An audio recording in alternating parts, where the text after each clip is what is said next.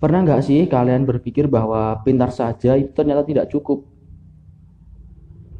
Dan buat kalian yang sudah menjadi orang tua atau mungkin menjadi guru, mungkin udah ngerasain bahwa memang pintar saja itu tidak cukup.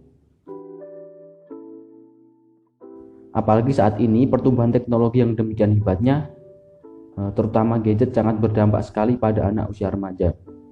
Ya seperti contohnya game online, ada ML, PUBG, Free Fire dan lain-lain yang sekarang sedang boomingnya di kalangan remaja. Sebenarnya masalah seperti ini pernah dijelasin nih oleh ahli psikologi asal Amerika bernama Thomas Licona.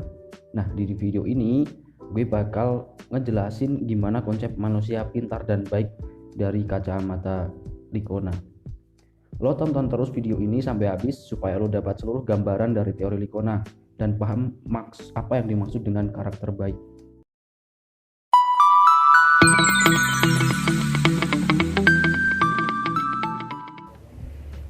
Pertama-tama gue akan jelasin bagaimana Licona menjelaskan betapa urgentnya pendidikan karakter. Licona memandang bahwa ancaman paling bahaya dalam dunia remaja dan usia masih dalam usia belajar adalah gelombang keserakahan dan materialisme. Nah, fenomena-fenomena itu kalau gue amati nih, apa yang pernah dikatakan oleh Licona dalam bukunya Education for Character, ternyata dari keinginan-keinginan instan dan peradaban yang semakin hedon, itu adalah tanda bahwa apa yang pernah dikatakan Licona itu benar-benar terjadi pada saat ini. Sementara pendidikan kita hari ini hanya menghasilkan lulusan sekolah atau sarjana yang piawai menjawab soal ujian, berotak cerdas, namun mental dan moralnya sangat lemah. Nah, bisa jadi itu adalah implikasi dari kurikulum dan sistem pendidikan kita. Namun, tidak bisa sepenuhnya dibebankan kepada guru ataupun kurikulum. Kenapa? Karena guru-guru kita masih rendah dalam pemberian insentif, sehingga mereka kurang fokus dalam mengajar. Belum lagi ketika kita berbicara tentang kurikulum yang syarat dengan kepentingan politik, sistem birokrasi yang rumit, dan pro kontra dalam masyarakat, sehingga perlu adanya upaya bersama dari masyarakat, pemerintah, ataupun pihak swasta jika kita ingin memperbaiki pendidikan kita. Dalam sebuah buku lama yang berjudul MC Goofy Reader, buku ini diterbitkan pada tahun 1999 dan menjadi buku yang paling populer setelah kitab Injil, menggambarkan bahwa suasana pada saat itu saja manusia sudah sangat jauh dari cerminan budi pekerti yang sempurna, seperti eksploitasi dan diskriminasi rasial, etnik, dan jenis kelamin. Kalau gue kok malah setuju ya dengan Plato. Di zaman Plato itu masyarakat Yunani telah menjadikan pendidikan moral sebagai tujuan dari pendidikan mereka. Dengan kata lain, mereka membarengkan pendidikan karakter dengan pendidikan intelektual, kesusilaan dan literasi, serta budi pekerti dan pengetahuan.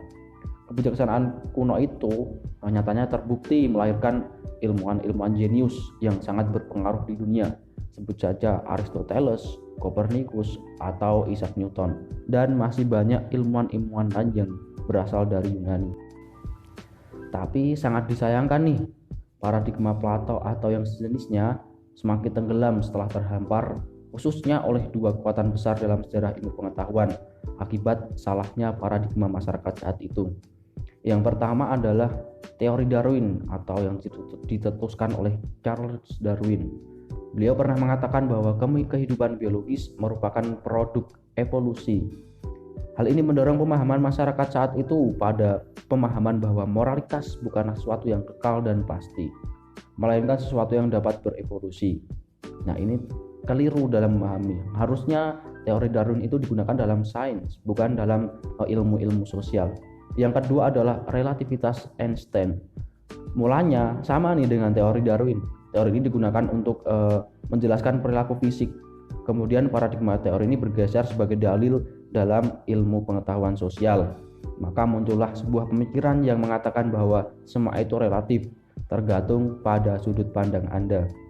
Nah, sudah tahu kan bagaimana kondisi pendidikan saat ini dan sejarah singkatnya.